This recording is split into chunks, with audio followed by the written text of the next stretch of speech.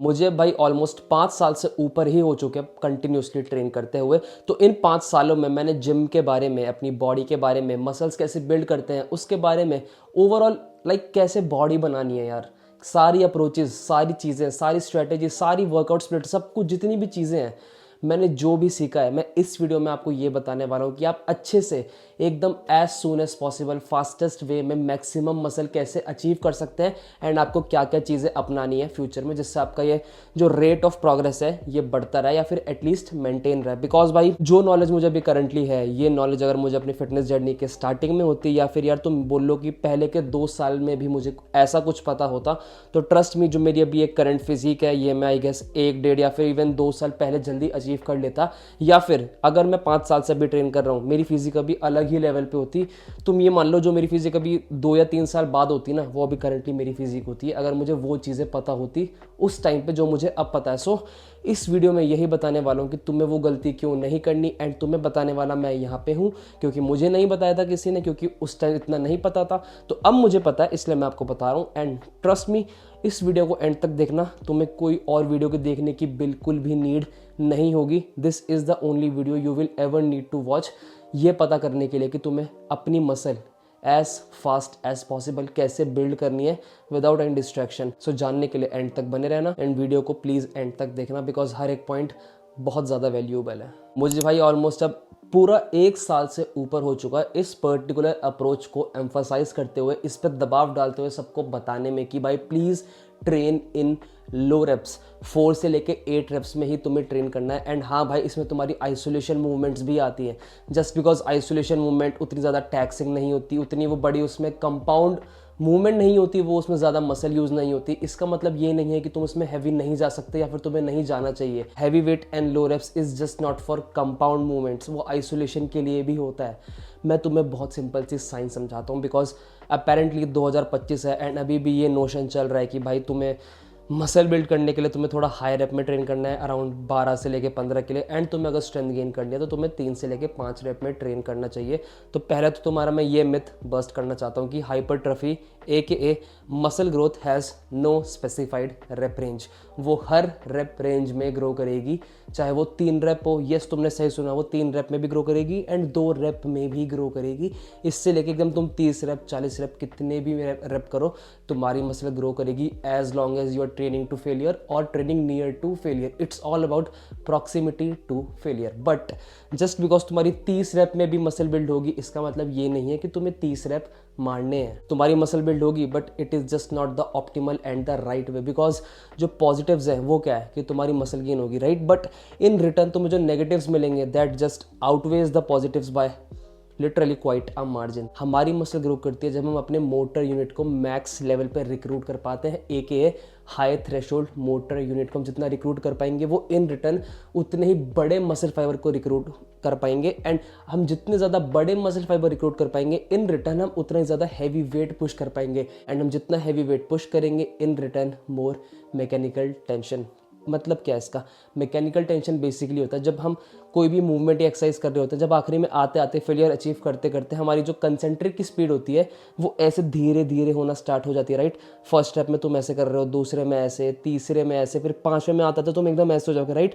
जो वो वेलोसिटी है ना, ऊपर आने की जो स्पीड है जब वो कम हो जाती है, that is called force velocity curve, कि तुम जितना फोर्स लगाओगे तुम्हारी वेलोसिटी उतनी ही कम होती रहती है, hence that is mechanical tension. तो जब तुम लो रेप में ट्रेन करते हो, फर्स्ट ऑफ ऑल तुम्हें पूरा फेलियर जाने की नीड नहीं होती, बिकॉज तुम्हें हाई रेप में फेलियर्स इसलिए चाहिए होता है बिकॉज जो आखिरी के भाई 3 या 5 रेप होते हैं ना, उसी में तुम्हारी मसल बिल्ड होती है। तो अगर तुम 15 रेप की बाइसेप कर्ल के सेट मार रहे हो तो पहले के 10 या 11 रेप है ना भाई, that is just junk volume, उसमें तुम्हारी मसल बिल्ड नहीं होगी बिकॉज तुम उतने हाई थ्रेशोल्ड मोटर यूनिट को रिक्रूट नहीं कर पाओगे, बिकॉज उन शुरू के रेप्स में तुम्हारी जो कंसेंट्रिक की स्पीड है, जो तुम्हारी वेलोसिटी है कंसेंट्रिक की, वो फास्ट रहती है। एंड अगर तुम्हारी वेलोसिटी फास्ट है इसका मतलब मैकेनिकल टेंशन जनरेट नहीं हो रहा। आखिरी के 4 या 5 रेप में तुम्हारी एकदम स्पीड स्लो होती है, वो बर्न तुम्हें फील होता है, उन रेप्स में मसल बिल्ड करती है। हेंस तुम आखिरी के 5 या फिर 6 रेप ही कर रहे हो जिसमें तुम्हारी मसल बिल्ड हो रही है। बट इसकी जगह अगर तुम शुरू से from the rape 1 heavy weight करोगे, 4 से लेके 8 रेप में ट्रेन करोगे, फ्रॉम द रेप 1 तुम्हारी कंसेंट्रिक की स्पीड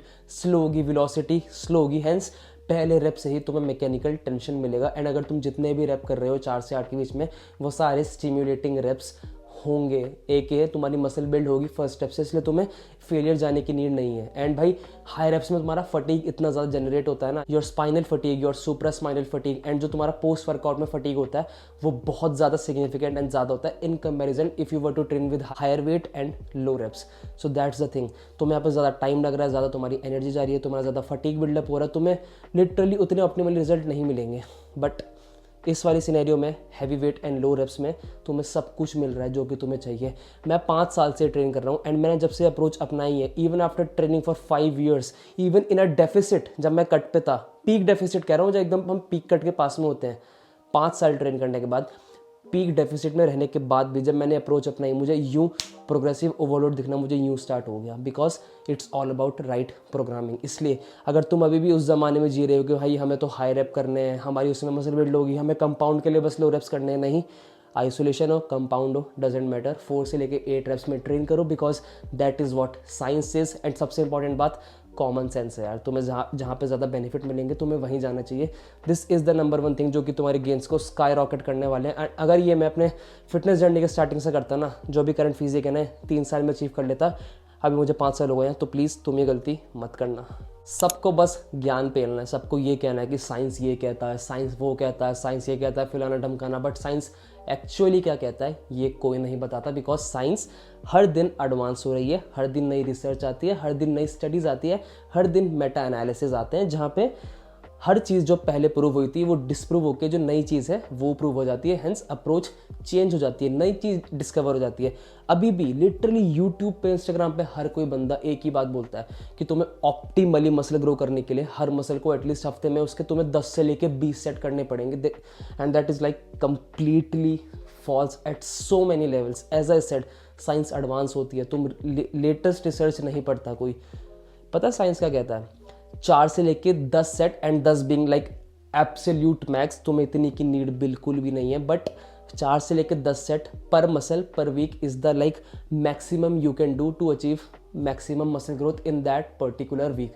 इससे ऊपर जाओगे, इसके 2 मतलब होते हैं, या तो तुम इंटेंस ट्रेन नहीं कर रहे, या फिर सेकेंडली तुम्हें ट्रेन करना ही नहीं आता। इन दोनों में से कोई एक पॉसिबिलिटी है, बिकॉज मैं करंटली अभी अपनी हर मसल के आई गेस 6 से लेके 8 सेट ही कर रहा हूँ, दैट्स इट। यार सबसे पहली बात ना, volume is a very bad metric to determine कि तुम्हारी ग्रोथ हो रही है या नहीं।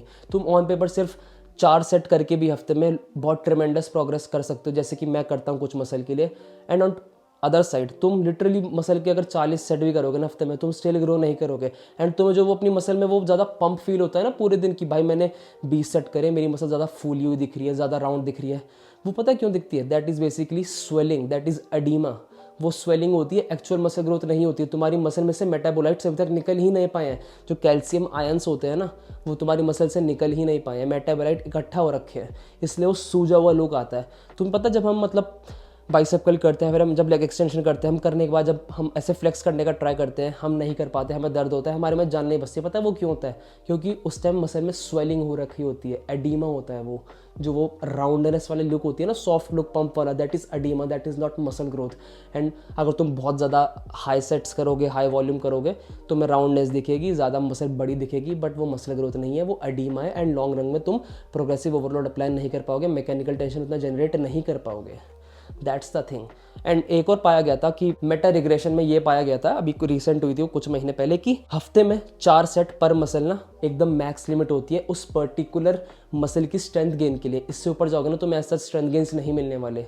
तो अभी भी तुम उस जमाने में हो कि तुम 20-30 सेट कर रहे हो मसल में, तुम्हें ज़्यादा लुक आ रहा है, ज़्यादा तुम्हें मज़ा आ रहा है। देखो भाई, अगर तुम लोग मज़े के लिए करते हो बिकॉज तुम्हें मज़ा आता है, just carry on, I really don't care. But जो लोग सीरियस हैं एक्चुअल मसल ग्रोथ के लिए, एक्चुअल कॉन्ट्रैक्टाइल प्रोटीन्स के लिए, हेंस एक्टिन एंड मायोसिन जो कि एक्चुअली मसल फाइबर होते हैं, उसकी ग्रोथ में इंटरेस्टेड हो एंड तुम्हें उससे मतलब है, जस्ट लाइक मी, तो 4 से लेकर 10 set with 10 being the like absolute limit, तुम्हें इतने की नीड नहीं होगी। 6 से लेकर 7 सेट में ट्रस्ट में तुम्हारा काम हो जाएगा। तुम इतना करते हो ना, तुम्हें रिजल्ट बहुत तगड़े मिलेंगे, तुम्हें कोई फटीग इशू नहीं आएगा, तुम्हारा कोई प्लेट्यू नहीं आएगा, सबसे बड़ी दिक्कत, and you will just progress at a very rapid rate. First point मैंने जो तुम्हें अभी बताया था इससे पहले, तुम्हें लो रेप्स में ट्रेन करना है 4 to 8, and on top of that तुम इस वॉल्यूम वाली अप्रोच को कंबाइन करते हो ना, that's the recipe, that's literally all you need to progress, like literally every week and bi weekly.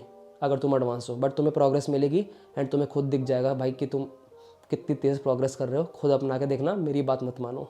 And जो ये पॉइंट है ना भाई, ये मुझे बहुत ही लेट समझ आया था अपनी फिटनेस जर्नी में, बट ये एक बहुत ही क्रूशियल पॉइंट है। हम सबको पता है in order to gain maximum muscle over a period of time हमें प्रोग्रेसिव ओवरलोड अप्लाई करना ज़रूरी है। मतलब लास्ट टाइम के कंपैरिजन में हमें ज़्यादा हार्ड ट्रेन करना है, चाहे तुम अपने बार पे ज़्यादा वेट लगाओ, डंबल्स में ज़्यादा वेट मारो या फिर 1-2 रेप एक्स्ट्रा मारो। हमें ये सब करना होता है इन ऑर्डर टू एंश्योर कि yes we are progressive overloading, hence हमारी मसल ग्रो हो रही है। बट कुछ मूवमेंट्स ऐसी होती है जिसमें तुम लाइक कितना भी ट्राई कर लो, तुम प्रोग्रेसिव ओवरलोड एक लंबे टाइम तक नहीं कर सकते। एंड कर भी पाओगे तो वो तुम्हारे बस न्यूरल अडेप्टेशन होती है कुछ हफ्ते की, बट उसके बाद जब तुम प्रोग्रेस करोगे it's like literally almost impossible to progress. जैसे एग्जाम्पल्स क्या है, ट्राइसेप किक बैक, अगर तुम डंबल पे 10 किलो से 10 रैप मार पाए हो दैट्स गुड।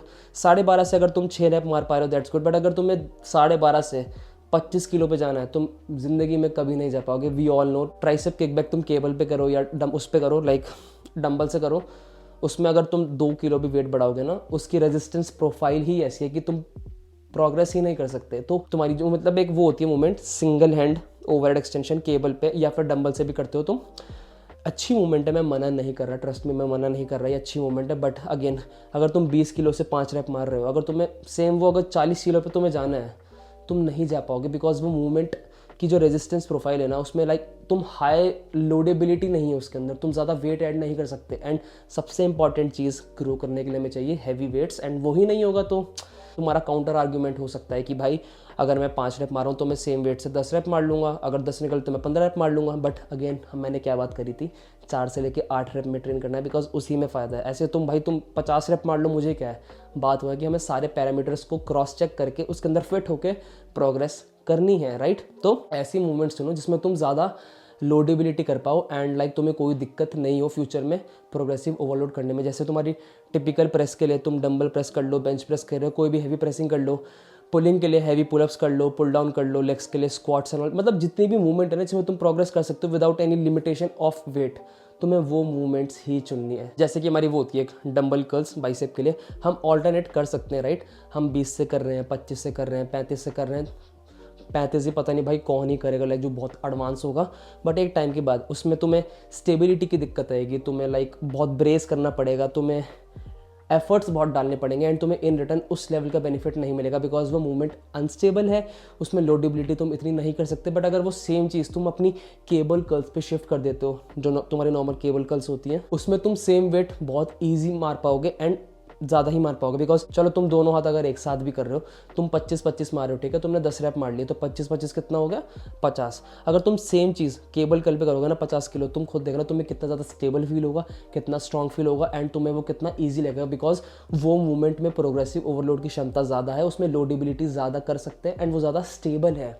सबसे इंपॉर्टेंट हमें स्टेबल मूवमेंट्स चुननी है, बिकॉज जितनी स्टेबिलिटी इन रिटर्न उतना ही हायर फोर्स प्रोडक्शन, एंड जितना higher force production in return उतना ही मैकेनिकल टेंशन। तो हमें ऐसी मूवमेंट्स चुननी है जिसमें हम ज़्यादा अच्छे से प्रोग्रेसिव ओवरलोड अप्लाई कर पाएँ लंबे टाइम तक। एंड सबसे इंपॉर्टेंट बात, वो मूवमेंट्स कौन सी होती हैं जो कि सबसे ज़्यादा स्टेबल होंगी एंड जिसमें तुम ज़्यादा लोड ऐड कर पाओ without any limitation. So this is a very crucial point. सुनने में बहुत ही नॉर्मल चीज़ लग रही है, बट ट्रस्ट में जब तुम इसे प्रैक्टिस में लाओगे it really makes a world of a difference. हमने रेप्स की बात कर ली, हमने सेट्स की बात कर ली एंड हमने इसकी भी बात कर ली कि हमें कैसी मूवमेंट्स करनी है एंड कैसी नहीं करनी। बट अब बात कर लेते हैं सबसे इंपॉर्टेंट बात की, जो कि डिटरमाइन करेगा कि तुम ये सब चीज़ें अप्लाई कर पाओगे या नहीं। बिकॉज अगर तुम ये पर्टिकुलर पॉइंट को अप्लाई नहीं करोगे, बाकी के सारे पॉइंट तुम प्रैक्टिस में नहीं ला पाओगे। दैट इज़ तुम्हारी ट्रेनिंग फ्रीक्वेंसी कितनी होनी चाहिए, तुम्हें हफ्ते में कितनी बार ट्रेन करना चाहिए। क्योंकि अभी भी मुझे पता है यार, क्योंकि मैं फिटनेस स्पेस में बहुत लंबे टाइम से हूँ एंड मुझे पता है मेजॉरिटी लोग अभी भी पुश पुल लेग्स वाली स्प्लिट फॉलो करते हैं एंड अगर नहीं करते तो वो हफ्ते में पूरे 6 के 6 दिन जिम जाते हैं या फिर कुछ बंदे 7 दिन भी जिम जाते हैं, because they just like to train. So सबसे पहली बात, तुम कभी भी मैक्सिमम अमाउंट या फिर मैक्सिमम पोटेंशियल पे, जो तुम्हारा मैक्सिमम लाइक जो रिकवरी रेट है ना, तुम कभी भी उस लेवल पर रिकवर नहीं कर पाओगे 6 दिन ट्रेन करके। यस, तुम्हारा आर्ग्यूमेंट हो सकता है कि मुझे भाई प्रोग्रेस हर हफ्ते देखने को मिल रही है, मुझे कोई दिक्कत नहीं है, मैं तो करूँगा।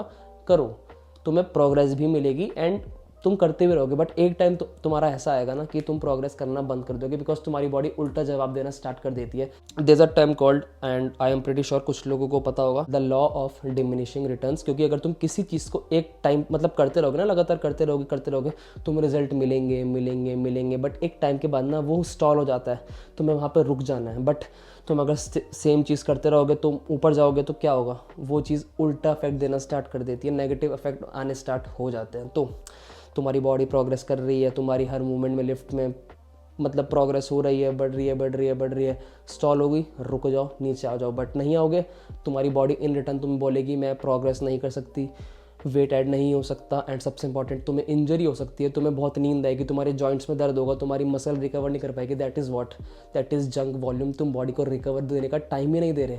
मसल ग्रो करती है भाई जब तुम रेस्ट करते हो, नॉट कि जब तुम लगातार ट्रेन करे जा रहे हो। That's the thing. हफ्ते में 3 से लेके 5 बार is the like ultimate sweet spot जिसमें तुम्हें ट्रेन करना है, बिकॉज इस वाली उसमें 3 से लेके 5 वाली उसमें रेंज के अंदर तुम्हें मैक्सिमम गेन्स मिलेंगे, एंड सबसे इंपॉर्टेंट मैक्सिमम रिकवरी मिलेगी। एंड अगर तुम लोगों को जानना है कि तुम्हें कैसे अपनी स्प्लिट को डिज़ाइन करना है, फिर मेरी पर्टिकुलर स्प्लिट क्या है, तुम जाके मेरी वीडियोस देख सकते हो, तुम्हें सब कुछ समझ आ जाएगा। सो यार यही तुम्हें लिटरली 4 पॉइंट मैंने बताया, तुम्हें यही चाहिए होंगे अपनी फिटनेस जर्नी की किसी भी स्टेज में मैक्सिमम एंड सबसे फास्ट मसल गेन करने में। एंड ये 4 मैंने इंप्लीमेंट करे हैं भाई बहुत लंबे टाइम बाद, एंड मुझे रिजल्ट मिले हैं। एंड अगर तुम पहले दिन से करोगे तो मुझसे भी बहुत ऊपर चले जाओगे, एंड मुझसे जो ऊपर बंदे हैं तुम उससे भी बहुत ऊपर चले जाओगे with in like a matter of few years. It's just a shortcut. It's the best way to train. इन सारी अप्रोचेस को अपनाओ and you are good to go. So या इस पर्टिकुलर वीडियो के लिए सिर्फ इतना ही था। अगर आपको इस वीडियो में कुछ भी नया सीखने को मिला हो तो प्लीज़ इस वीडियो को याद से लाइक कर देना, चैनल सब्सक्राइब कर देना, and don't forget to hit the bell icon, and comments पे ज़रूर बताना तुम्हें ये वीडियो कैसी लगी एंड तुम्हें ऐसी और वीडियोस चाहिए या फिर नहीं। सो या thank you so much for watching. मिलते हैं ऐसी अगली वीडियो में, तब तक के लिए टेक केयर, पीस एंड सब ख्याल रखो अपना।